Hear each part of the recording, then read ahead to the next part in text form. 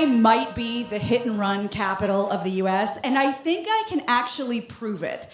An LA TV reporter was doing a story about a hit and run accident and witnessed another hit and run accident in the middle of the report. Wow. KTLA reporter Gina Kang was in South LA, formerly called South Central, doing the story when two cars behind him got into a hit and run. I'm just going to show it to you so you can see this for yourself. So she's doing a. You see Hoover Street here. Officials say it's one of the most dangerous streets in all of Los Angeles, and now. And the dude takes off.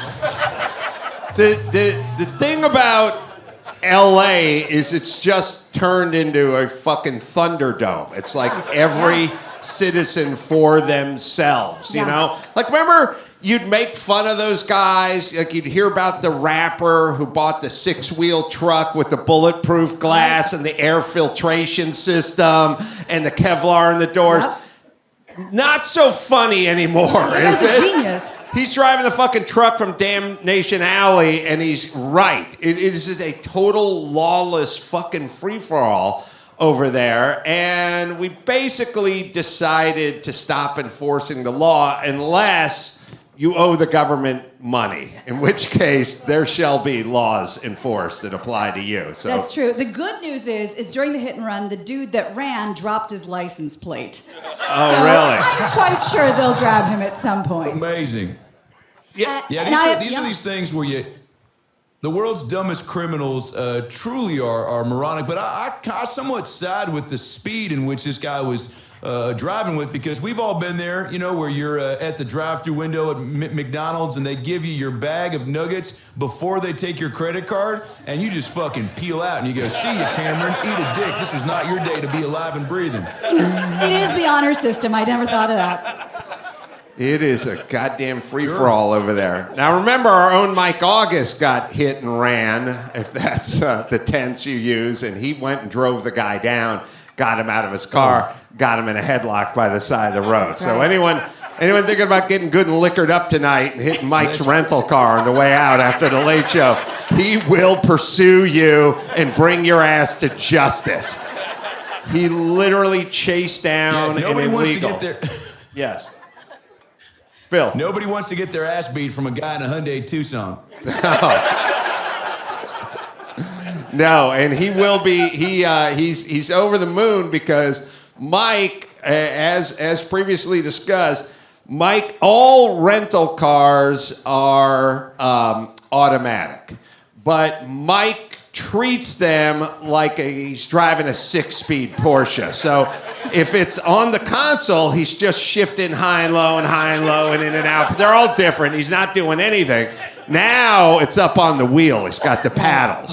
Now it is a Hyundai Tucson that's making about 141 horsepower. So I'm not sure what the F1 type paddle shifting is doing. But Mike has got a handful of that wheel. Yeah. He's shifting it and shafting, and he will come after you if you broadside him. I'm just putting it out there in case it happens. Yeah, weren't you on the phone for that? No, I was Or on is that another time he beat somebody's ass on the side of the road?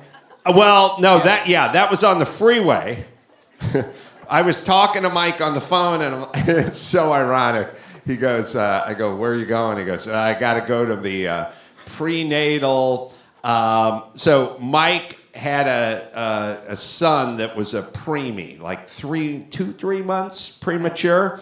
It was a lot. Yeah, it's a lot. And so before you can bring your child home, you have to learn some basic health care, CPR and that kind of stuff, because you're taking home a compromised kid, right? So Mike was on his way to get his CPR certification for his infant, and so he could bring him home. And then he was getting off the freeway, and at some point, a crazy person jumped out from the side of the freeway, because it's LA, and bashed Mike's hood of his car, and Mike just told me, hold on. And then he got out, he stopped the car, he got out of the car, on the freeway, middle of the day, on the off-ramp, Glendale, California, got out of the car, fought the guy in the lane, in front of his car, and then got back into the car. Now, he wasn't even out of breath. he's just carried on with the conversation about getting certified in CPR for his preemie child. He's a badass. And in my defense, that was my first time getting my ass kicked on the side of the freeway. But the second time it was from Mike August, who is the most aggressive gay man who's married I've ever met. He will fight you. And now there's a whole new strata of homeless, which is, it's hard. I was saying to Mike, is this a homeless guy? And he's like, I don't know. Like he's wearing an Izod shirt with a popped collar. Like he may have just been crazy. Like there's so much homeless. There's stratas of homeless. There's like, a hierarchy. When I grew up, homeless was like the guy with the 3-day shadow and he had bindle stick. the bindle stick and a hole in the front of his shoe, and he dressed up like a sad clown. Yeah, I love had it. a load in his pants. Now people are like wearing designer jeans and they're fucking on meth, and I don't know. They're wearing New Balance shoes. I don't know if they're actually homeless or just crazy and on the street. And they all have iPhones, not Galaxies. Right. iPhones. That's right. That's right. That's right. Yeah, nowadays. Oh, sorry. Well, I'm just saying nowadays the homeless guys are all on Instagram and Twitch, but back in the heyday, the currency wasn't money, it was boogers and cum, Yeah. So times have changed. I'm so glad I stopped the story for that. So Times have changed. speaking of what you just said, Disneyland has a new menu item. I saw, by the way, Boogers and Cum do an acoustic set at McCabe's last time I was out there in Santa Monica. They're good. Gordon Lightfoot covers mostly, but good. Keeping it real. The sinking of the Andrea Doria. Edmund Fitzgerald. Oh, okay. Please, you insult me. All right. Well, Disneyland has a new menu item that's splitting the room for a lot of people. It's called Peanut Butter and Jelly Mac. And it's on the menu at their annual Disney California Food and Wine Festival. So the dish is described as peanut butter and jelly macaroni topped with brown sugar streusel and strawberry crackle like Pop Rocks. It costs $8.25. It's served at the Nuts About Cheese booth, but no confirmation if it has cheese in it. The dish has divided Twitter. Some say it looks good, and another guy tweeted that just looking at that picture gave me diarrhea. Who's offering this? Disneyland. Disneyland. Indeed. Disneyland has got to get their shit together, because last time I was at Disney, I had this revelation, which is, you go to Disney and you see all the fat people from Iowa and Kansas and all these podunk fucking shitbox places you never want to be. Oh, shit. I thought I was in L.A. for talking to my rich friends for a second. Fuck. But no, you see the fat couple who's, come in on the Southwest flight and is staying at the Red Roof Inn. But the last time I was at Disney about 4 or 5 years ago, the employees were all fat, and those are townies, right. Man, and you don't normally see that. You picture a fat Disney employee. I mean, maybe one of the bears from the Country Bear Jamboree, like the one who played the cider jug. Right, yeah. That was the fattest Disney employee, right. But he was hollow inside, had chicken wire in him.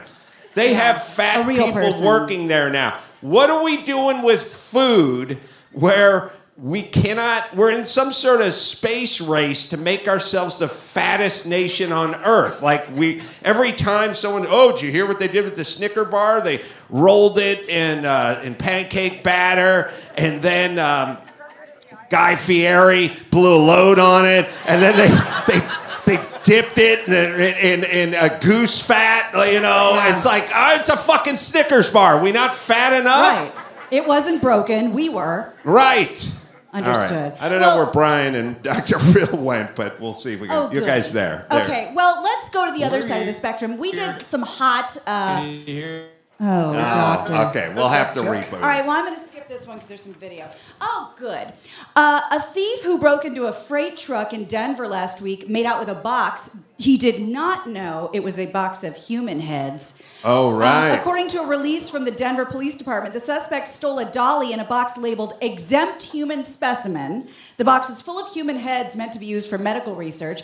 At this point, no arrests have been made. Investigators are working to gather more information.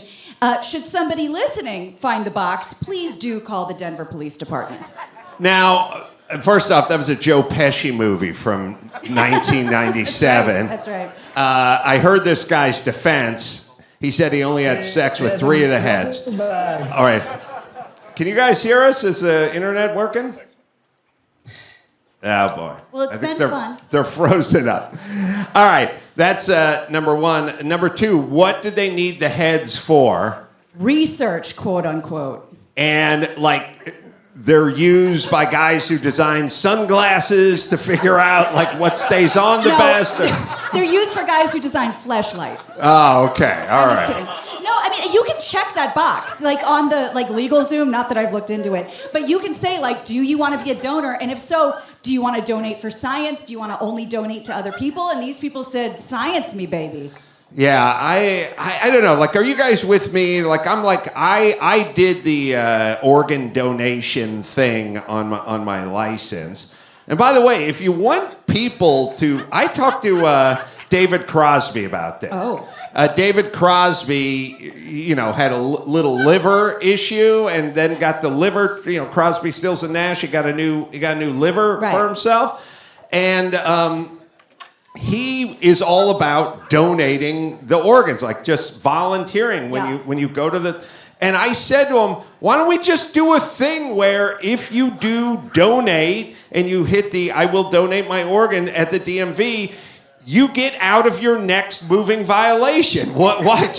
I feel like you'd go from 0.2% to 86% of Americans. I'd make that fucking deal. Everyone I know would make that deal. Why not just incentivize them to do it? But I have thoughts, which is I would like, my corneas to go to a little blonde girl so she could see again after the accident in the lab.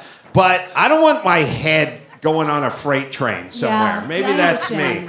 No, I think it's reasonable. And then and also, Dr. Phil, I don't know how you feel about your head, but my head would be recognizable to 7% of the country, And I don't want people going, look at him, he's funnier now. Talking shit about my head when I can't, defend myself. That's right. Well, anyone that talks shit to the back of my head, in a movie theater, that's when I get my most abuse. Is let's say I go see a matinee of Carolla, right? Right. And there's some little fat kid with a lisp behind me whose mom said, I'll be right back, because she saw that I was there. And that's basically code for me to go out to the snack machine and pay for her snacks in a sugar daddy type of OnlyFans way.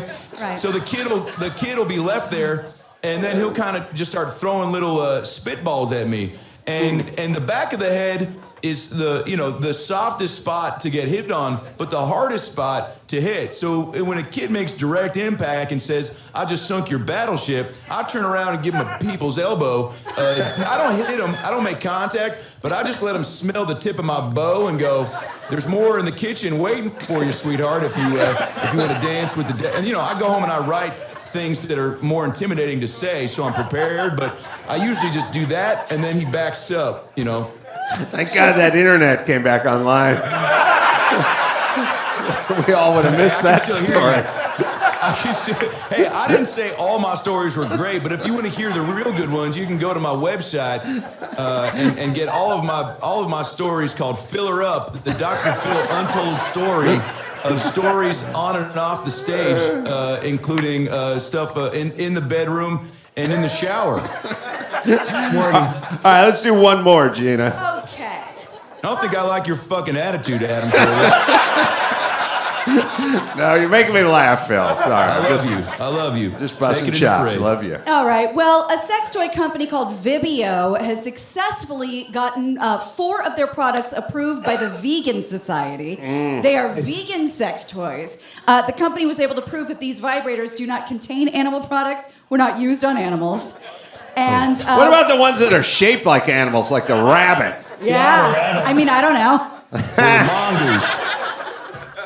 So to be clear, there are other sex toys out there that are vegan, but this one is officially stamped by the Vegan Society approval. Yeah, all right. A little tip, if anyone wants to introduce a sex toy into the evening's activities, it needs to be sprung on your partner. It cannot be discussed while the sun is shining. That's always that's a hard pass. You got to get the juices flowing, and then you slide your hand between the mattress and the box springs.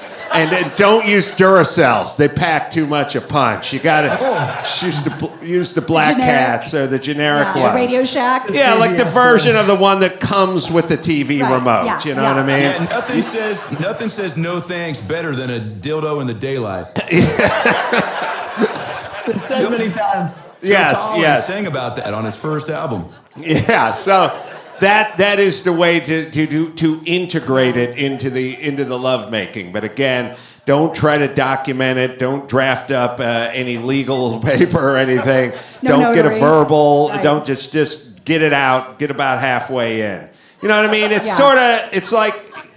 it's basically the same thing you do with dessert when you go out to eat. You know, your wife or your partner or whatever. You know, when you're walking to the restaurant, you go, "This place has amazing German chocolate cake." And I go, I'm really kind of counting my whatever. Get halfway into the meal, get a couple martinis in her, and then just order it at the end, and it'll fucking show up, and she'll bury her cunt right into it, or whatever the metaphor is. That's called splotching. Yes.